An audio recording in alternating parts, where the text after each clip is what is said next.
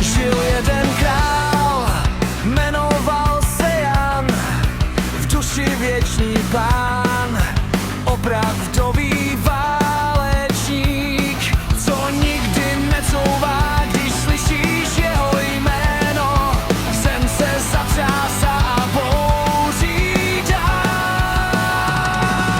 Jednou k němu přišel chlap a začal urážet, Jan se jen zasmál. Řekl mu bez váhání před, musíš teď argumentovat, ať vím, že nejsi jenom šašek, co se rád smát.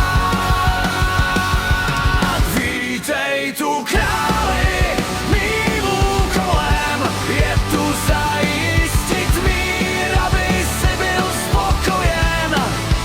Vítej tu, vládce náš, tvá armáda tu bude chránit tebe i náš stát.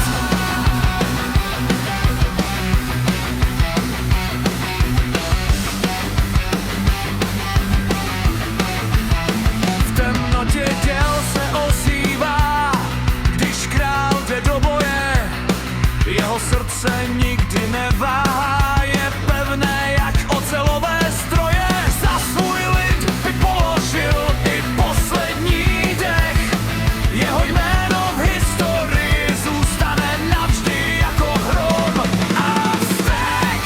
A když se svět hroutí, když padá prach, Jan stojí dál, vzpřímený, v očích má věčný prach. Vítej tu králi, mým úkolem je tu zajistit mír, aby si byl spokojen. Vítej tu, vládce náš, tvá armáda tu bude chránit tebe i náš stát.